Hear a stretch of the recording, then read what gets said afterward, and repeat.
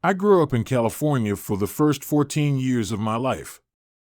Our neighborhood wasn't the best, namely because it was an area that the Crips were known to reside in.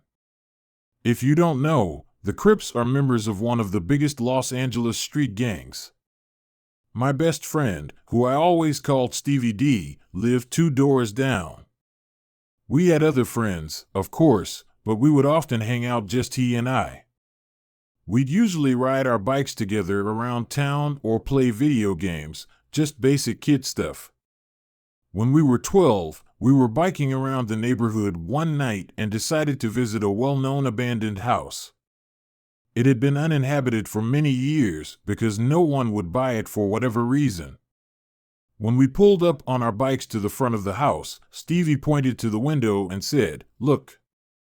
I pushed my bike a little closer to the window and focused my vision on it. I could see someone peeking out the window. I couldn't tell if they were looking at us or not, but it was definitely a person's face sitting between the curtains. It was extremely strange considering the place had been abandoned for years. We stared for longer than we should have, perhaps, and noticed something else that was strange. The person didn't move their face at all. We inched a little closer onto the empty driveway. Actually, upon getting closer, it appeared to be a Halloween decoration or something like a fake head. This meant someone had snuck into the house to put it there. Stevie D and I, being the mischievous kids we used to be, hatched an idea to sneak in through the back somehow and check out the place. We hid our bikes on the side of the house behind an overgrown bush, then snuck into the yard. To our surprise, the back door was already unlocked. But when we came to think of it, it wasn't that surprising considering it seemed someone had already broken in to put that fake head there. We stepped into the house, but we didn't want to turn the lights on and expose the fact that we were in the house. It was dark in there, but not pitch black, so we could make our way through the house.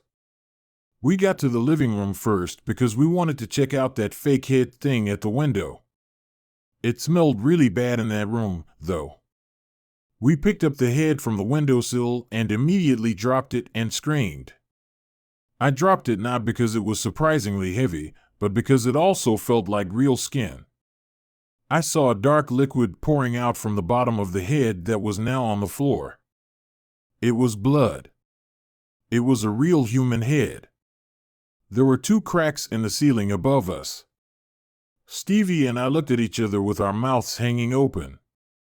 We ran for the back door and got back on our bikes to get the hell out of there. Anyone in our immediate area learned pretty soon that the head belonged to a victim of the Crips, who apparently placed the head there as some kind of message.